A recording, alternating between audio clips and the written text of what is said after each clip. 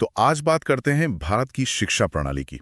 हमारे पास जो विश्लेषण है वे एक अजीब सी तस्वीर दिखाते हैं। हाँ, मतलब एक तरफ हम दुनिया में सबसे ज्यादा इंजीनियर बना रहे, स्विट्जरलैंड की पूरी आबादी से भी ज्यादा। बिल्कुल, लेकिन फिर जब इनोवेशन की बात आती है, नए आविष्कारों की, तो स्विट्जरलैंड हमसे कहीं आगे निकल जाता है। और वो एसर रिपोर्ट वाली बात भी तो है। हाँ, एसीआर रिपोर्ट जो भारत में स्कूली शिक्षा का लेवल देखती है, वो कहती है कि हमारे 83% पढ़े लिखे युवा असल में नौकरी के लायक ही नहीं है। 83%? ये आंकड़ा तो मतलब डराने वाला है। बिल्कुल चौंकाने वाला है। अब देखो, कुछ लोग इसकी जड़ें इतिहास में देखते हैं, मैकाले के 1835 वाले कानून तक। जी, जिसका मकसद शायद क्लर्क बनाना ज्यादा था, अंग्रेजी पर फोकस था। हाँ, पर आज हम उस ऐतिहासिक बहस में नहीं जा रहे।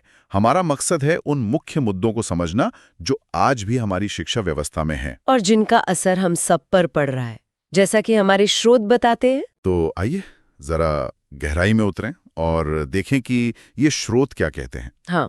पहली बात जो सबसे ज्यादा उभर कर आती है वो है रटने पर जोर। हाँ, रोट लर्निंग।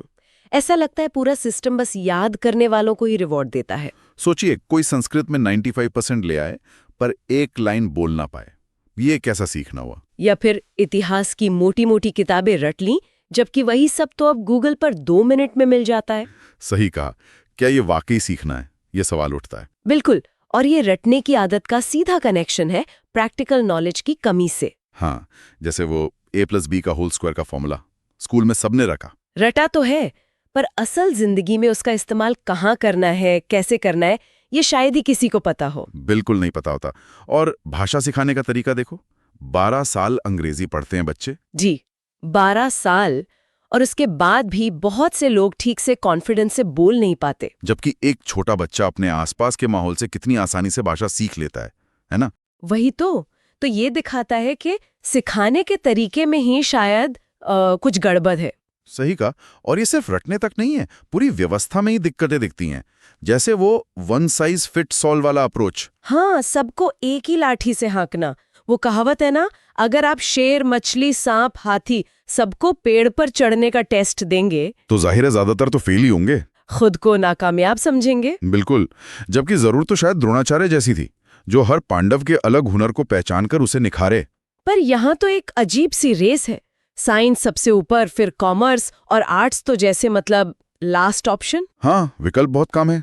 और अगर इसे थोड़ा और बड़े लेवल पे देखें तो सामाजिक दबाव का रोल बहुत बड़ा है। ओ हाँ, बचपन से ही घर वाले, रिश्तेदार, सबका प्रेशर, अच्छे नंबर लाओ, सिक्योर नौकरी पाओ। जी, खेल कूद, आर्ट्स, म्यूजिक, इन सबको अक्सर पढ़ाई का दुश्मन समझ लिया जाता है। हाँ, जैसे टाइम वेस्ट हो रहा हो। क्रिएटिविटी तो बचपन में ही दब जाती है कहीं। और सफलता का मतलब भी अजीब बना दिया है।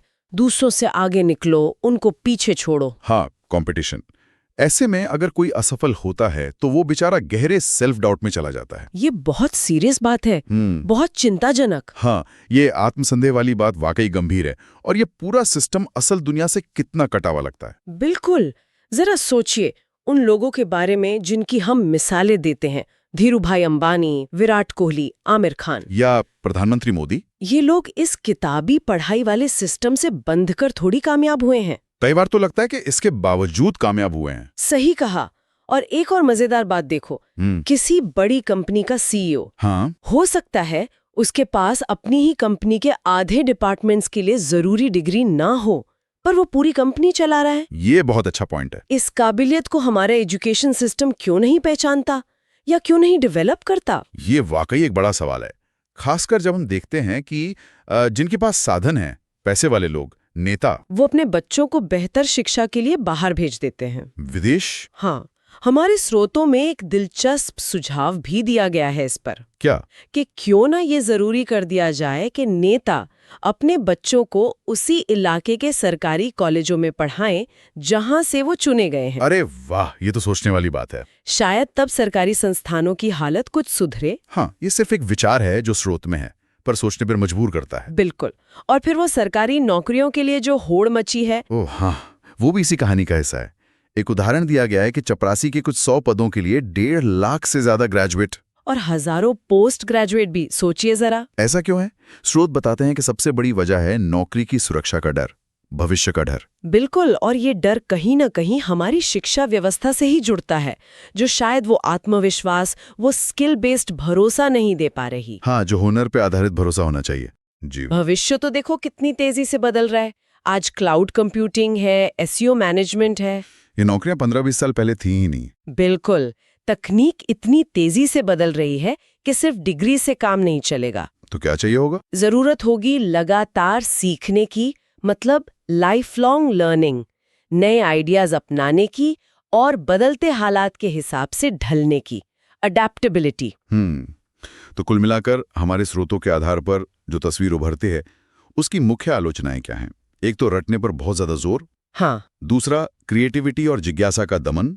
तीसरा, असल जिंदगी के स्किल से दूरी। और चौथा, भविष्य के डर से लिए गए करियर के फैसले, वो सिक्योरिटी वाली सोच। सही। और एक आखिरी बात सोचने के लिए, ऐसा लगता है कि ये पूरी प्रणाली हमें हुनर से मिलने वाले असली कॉन्फिडेंस के बजाय एक झूठी सुरक्षा के पीछे भागना सिखाती है। हाँ, और शायद इसीलिए हम जोखिम लेने से कतराते हैं।